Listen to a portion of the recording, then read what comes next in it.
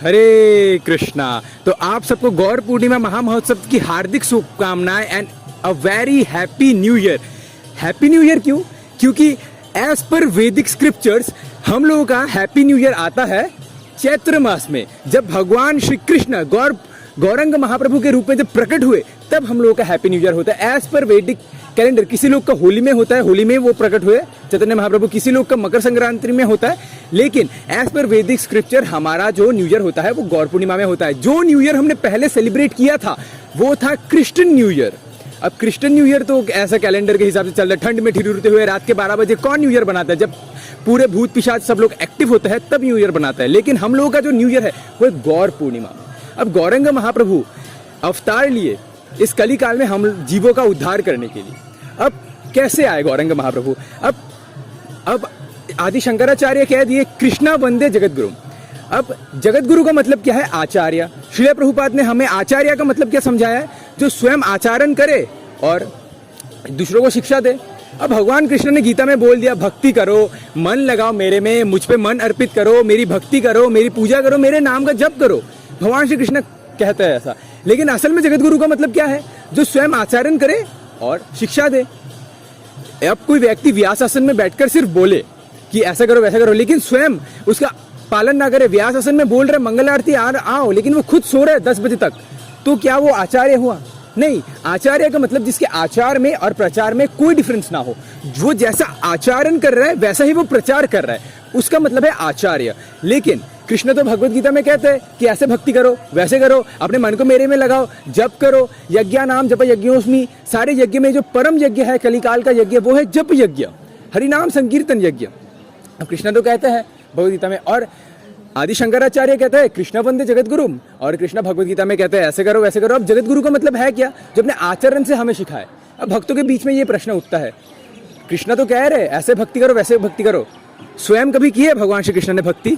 स्वयं कभी करके दिखा है कि भक्ति कैसे करते हैं? तो अब जब कृष्ण लीला में तो भगवान ने नहीं किया भक्ति, अब जब कृष्ण लीला खत्म हुई तो भगवान सोचने लगे अरे मैंने तो गीता में इतना थ्योरी बोल दिया, इतना कुछ बोल दिया, ऐसे भक्ति करो वैसे भक्ति करो, लेकिन मैंने तो करके नहीं दिखाया और मैं तो जगत गुरु हूँ। अब जब तक जगत में उतर कर अपने वास्तविक एग्जाम्पल से ना सिखाओ तो मैं काहे का जगत गुरु? किस बात का मैं जगत गुरु हुआ? क्योंकि जगत गुरु का मतलब क्या है? जो अपने आचरण से सिखाए। लेकिन भगवान ने तो स्वयं की भक्ति नहीं की, भगवान ने तो कभी भी भक्ति नहीं की, भगवान ने तो कभी भी नहीं दिखाया कैसे करके भक्ति करनी चाहिए, कैसे करके मन अर्पित करना चाहिए। भगवान ने कभी किया है क्या? भक्ति किया है? नहीं किया। तो भगवान ने सोचा मैंने इतना थ्योरी बोल दिया गीता में, लेकिन मैंने तो खुद करके नहीं दिखाया। वो तो भगवान ने सोचा कि अभी पार्ट 2 होना चाहिए। तो भगवान ने सोचा अभी पार्ट 2 होना चाहिए, जैसे जहां से खत्म किया था वहीं से हम शुरू करेंगे। जैसे होता है ना, कितने सारे मूवीज में होता है, जैसे चलता है चलते चलते जाता है, लास्ट में एक सीन में खत्म हो जाता है क्लाइमैक्स में, और वहां पर क्या होता है एक सस्पेंस दे देते हैं। जैसे कटप्पा ने बाहुबली को क्यों मारा, ये क्लाइमैक्स। अब सब लोग सोचने लगे क्यों मारा क्यों मारा क्यों मारा। 2 साल बाद जब मूवी आई सारे रहस्य खुल के सामने आ गए, ये इसका भाई था, इसने इसको इसलिए मारा, इसने इसके साथ ऐसा खेल खेला। तो उसी प्रकार अब भगवान ने तो कह दिया ऐसे भक्ति करो वैसे भक्ति करो, लेकिन भगवान सोच रहे मैंने तो करके नहीं दिखाया। तो भगवान श्री कृष्ण चैतन्य महाप्रभु इस कली काल में श्री कृष्ण चैतन्य महाप्रभु के रूप में हमारा उद्धार करने के लिए आए। तो भगवान ने श्री कृष्ण चैतन्य महाप्रभु के रूप में भक्त के रूप में आए, और कैसे करके भक्ति की जाती है वो सिखाने के लिए भगवान आए। अब कृष्णदास कविराज गोस्वामी चैतन्य चरित्रामृत में कहता है अपनी ना कहले धर्म सिखाए ना जाए, यही तो सिद्धांत गीता भागवत का है कि आप जो धर्म का पालन नहीं कर रहे वो दूसरों को सिखाना नहीं चाहिए। और गीता भागवत तो यही कहता है कि आप जो धर्म नहीं कर रहे, आप जो भक्ति का पालन कर ही नहीं रहे, वो आप दूसरों को कैसे सिखाओगे?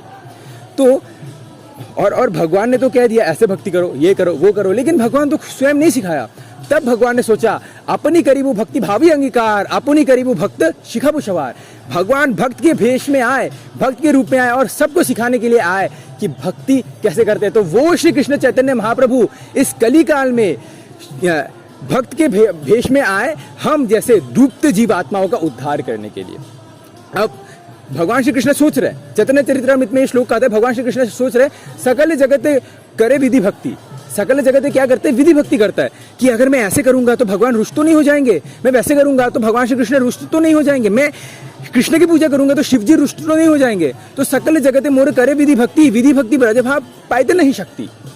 तो भगवान श्री कृष्ण कहते हैं ऐसे जो लोग विधि भक्ति करते हैं, ऐसी विधि भक्ति करने से वृंदावन के निकुंजों को, वृंदावन के गलियों को व्यक्ति प्राप्त नहीं कर सकता, वृंदावन की जो प्रेममयी भक्ति है उसको प्राप्त नहीं कर सकता। और जो प्रेममयी सेवा करते हैं, और जो प्रेममय सेवा करते हैं वो ये सोचकर करते हैं कि हाँ हम प्रेममय सेवा कर रहे हैं भगवान को, लेकिन ये भगवान तो है, हम प्रेम करते हैं भगवान से और ये विश्वास है, लेकिन भगवान के रूप में प्रेम करते हैं कि हाँ भगवान है इसलिए हम प्रेम करते हैं और हमारी सारी अपूर्ण इच्छा की पूर्ति ये भगवान ही करेंगे। तो इसमें थोड़ा सा एक स्वार्थ है, थोड़ा स्वार्थ है कि हाँ प्रेम करते हैं भगवान के रूप में करते हैं और हमारी अपूर्ण इच्छा की पूर्ति कौन करेंगे?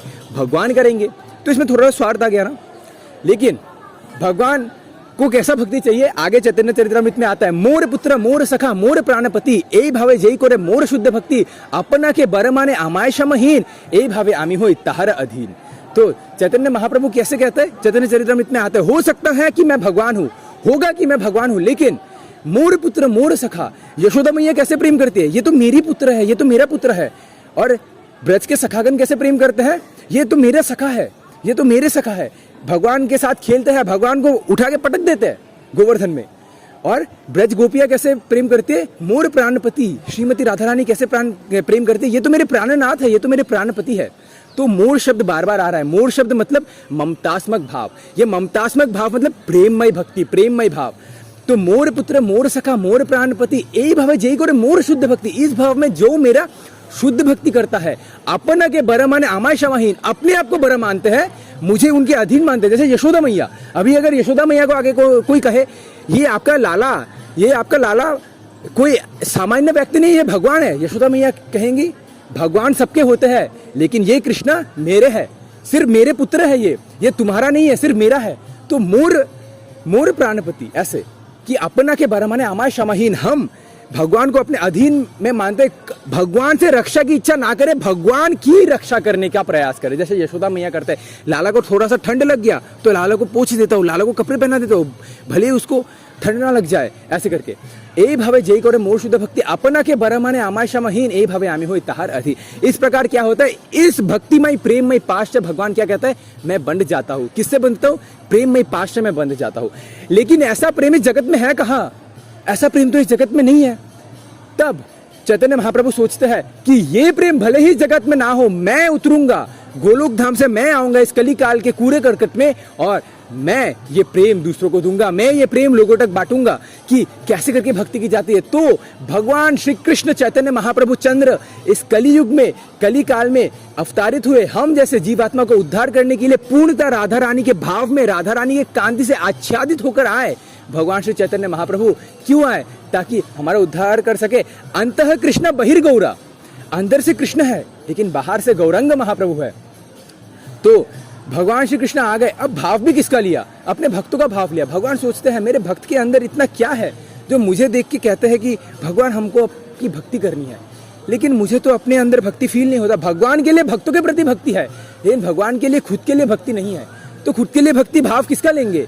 तो सारे भक्तों में से सर्वश्रेष्ठ स्थान है ब्रजवासियों का, ब्रजवासियों में भी सर्वश्रेष्ठ स्थान है ब्रज गोपियों का, और सारे ब्रज गोपियों में से जो सर्वश्रेष्ठ स्थान है वो है श्रीमती राधा रानी का। तो श्रीमती राधा रानी का भाव लेकर, उनकी कांता को लेकर, उनके कॉम्प्लेक्शन को लेकर गौरंग महाप्रभु आए।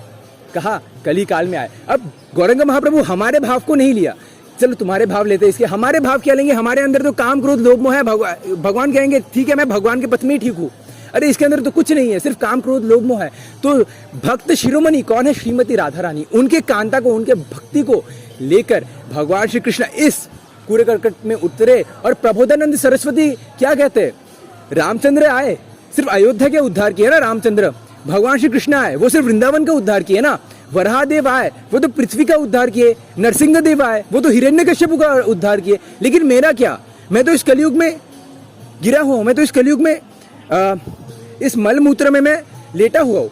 तब प्रबोधानंद सरस्वती कहता है कि मेरे तो भगवान शिव एक ही है, स्वर्ण वर्ण हे मांगो वरांगश्च नांगदी संन्यास कृष्णा शांतो निष्ठा शांत पराम गतिम। मेरे तो भगवान सिर्फ एकमात्र सचिनंदन गौर हरि है, जो कि स्वर्ण वर्ण हे मांगो संन्यास के वेश में आते हैं।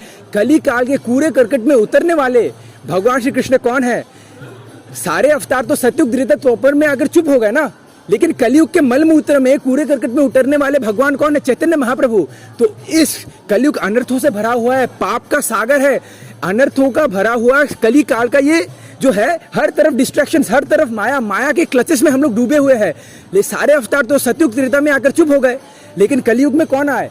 चैतन्य महाप्रभु आए। किसका उद्धार करते हुए? इस कलयुग में, इस कलयुग के मल में हम डूबते हुए मल के कीड़े हैं। तो इस मल के कीड़े का उद्धार करने के लिए कौन आए? श्री कृष्ण चैतन्य महाप्रभु।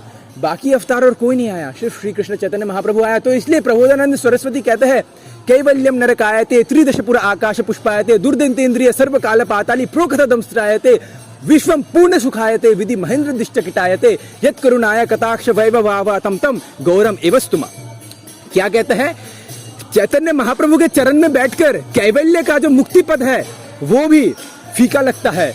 चैतन्य महाप्रभु के चरण में बैठकर, चैतन्य महाप्रभु के चरण में बैठकर स्वर्ग का जो पद है वो भी नरक के समान लगता है। और पहले तो जो इंद्रिया थी वो तो सर्प की तरह मुझे डसती थी, मेरी इंद्रिया सर्प की तरह मुझे डसती थी, लेकिन अभी कैसा लग रहा है? चैतन्य महाप्रभु के चरण में बैठ के ऐसा लग रहा है कि अभी वो सर्प ऐसा कि भगवान शिव जी के गले में है। इतना आनंद का सागर है इंद्रिया। और क्या कहता है? विश्वम पूर्ण सुखायते। ये जो जगत दुख से भरा हुआ है, दुखालयम अशाश्वतम है, लेकिन चैतन्य महाप्रभु के चरण में बैठकर मुझे ऐसा लग रहा है ये तो जगत आनंद का सागर है, ये जगत में सिर्फ आनंद ही आनंद है। तो और यत् करुणाय कटाक्ष वैभवाव तम तम गौरम एवस्तुमा, ये करुणा के अवतार इन गौरंग महाप्रभु को मेरा साक्षात नमन है।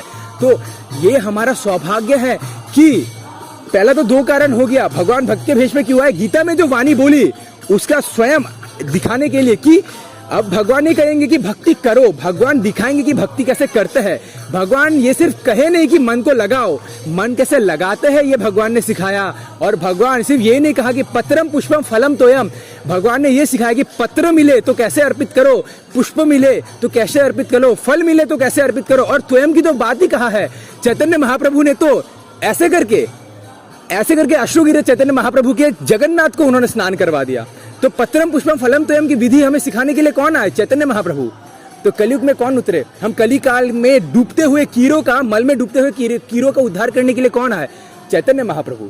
तो हमारा ये बहुत ही बड़ा सौभाग्य है कि हम इस कलयुग में श्री कृष्ण चैतन्य महाप्रभु कैसे भक्ति का आचरण प्रचारण करते वो देखने का हमें सौभाग्य मिल रहा है। और उनके पद चरणों के लक्षण में चल के, उनके पद नीति में चल के हम कैसे करके भक्ति कर सकते हैं, कैसे करके भगवान के धाम को प्राप्त कर सकते हैं, इसका हमें सौभाग्य मिल रहा है। अभी जैसे सतयुग के राजा कौन हुए? नरसिंह देव। त्रेता युग के कौन हुए? श्री रामचंद्र। द्वापर युग के कौन हुए? भगवान श्री कृष्ण।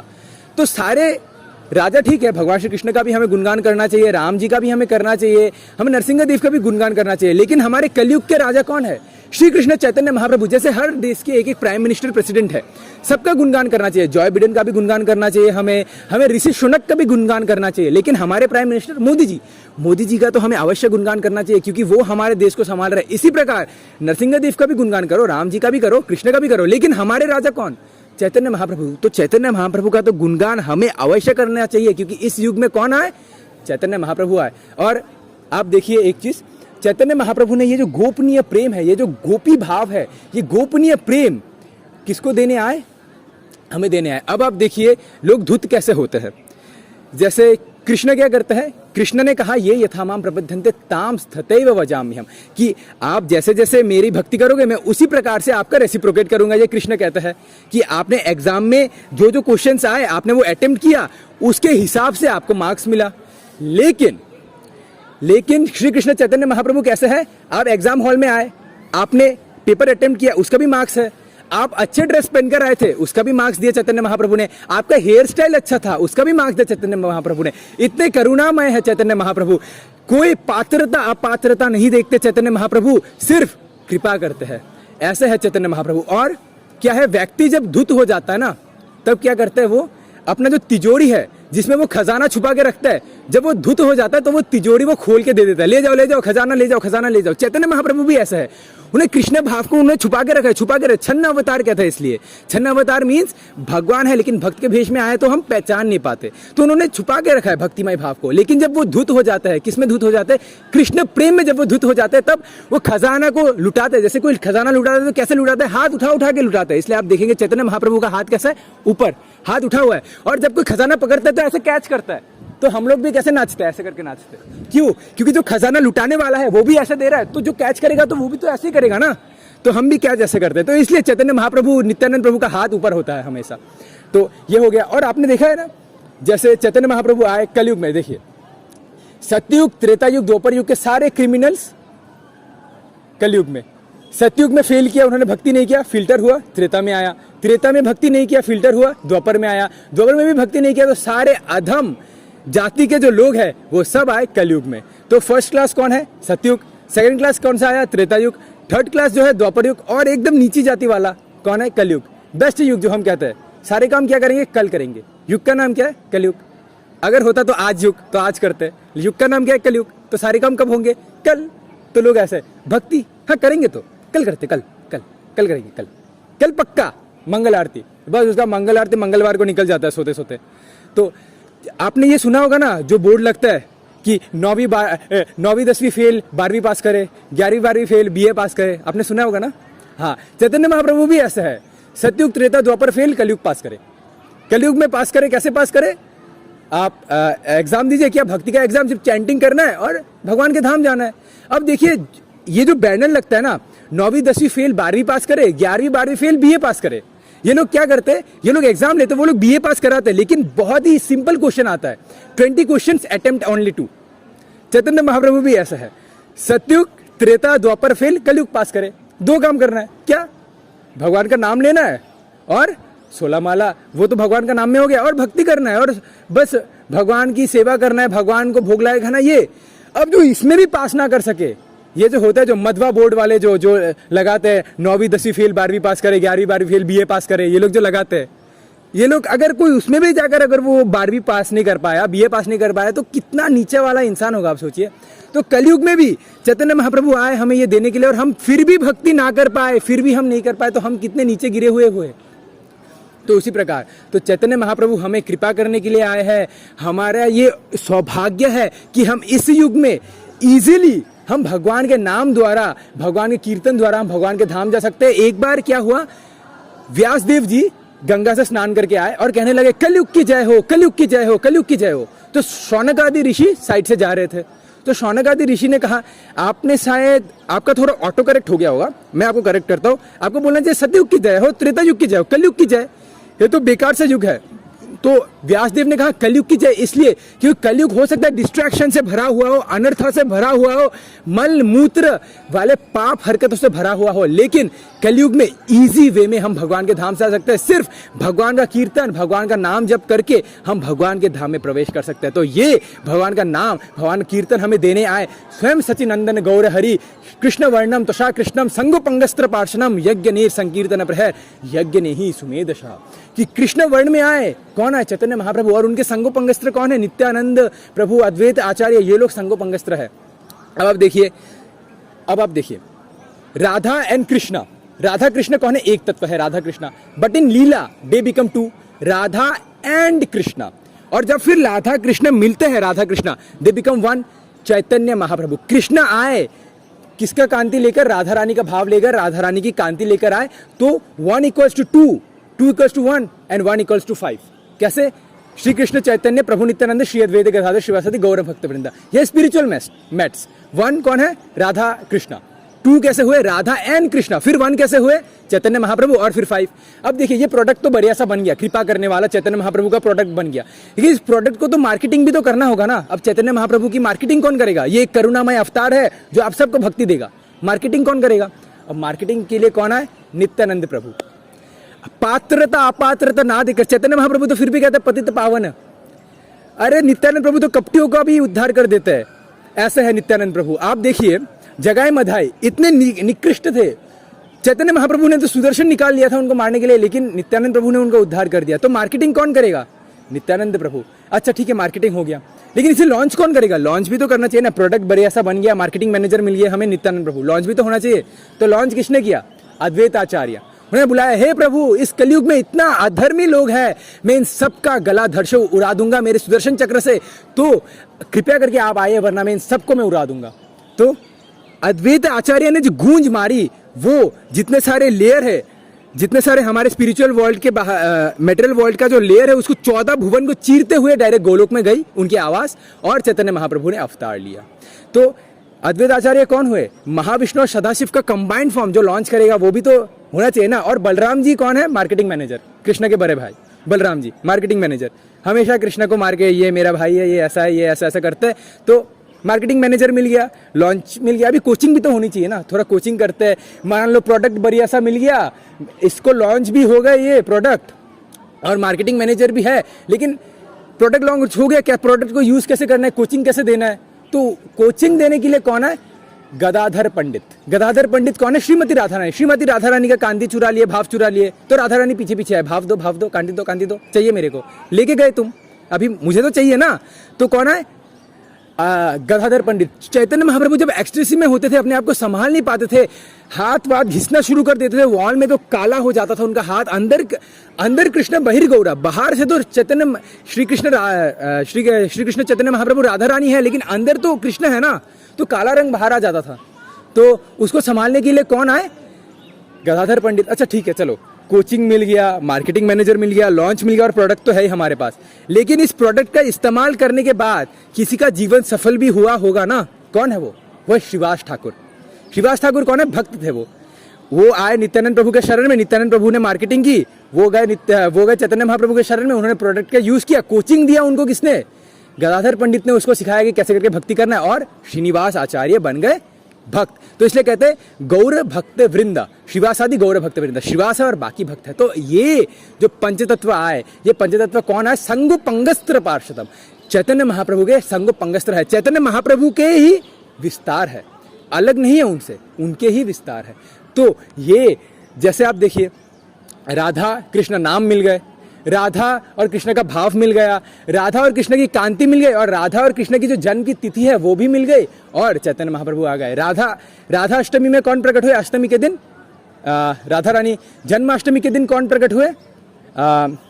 कृष्ण। तो अष्टमी और अष्टमी मिला दिए तो कितना हो गया? 16। 8 और 8 मिलाए तो कितना हो गया? 16। और चैतन्य महाप्रभु कब है? पूर्णिमा में। अब आप गिनती कीजिए, अमावस्या से पूर्णिमा तक गिनती कीजिए। अमावस्या, प्रतिपा, द्वितीया, तृतीया, चतुर्थी, पंचमी, षष्ठी, सप्तमी, अष्टमी, नवमी, दशमी, एकादशी, द्वादशी, त्रयोदशी, चतुर्दशी, पूर्णिमा। 16। तो 8 और 8 मिला के कैसे हो गए? 16। तो अष्टमी लिया, राधा रानी का अष्टमी और कृष्ण का अष्टमी, अष्टमी पूर्णिमा, और उस गौर पूर्णिमा के दिन प्रकट हुए श्री कृष्ण चैतन्य महाप्रभु।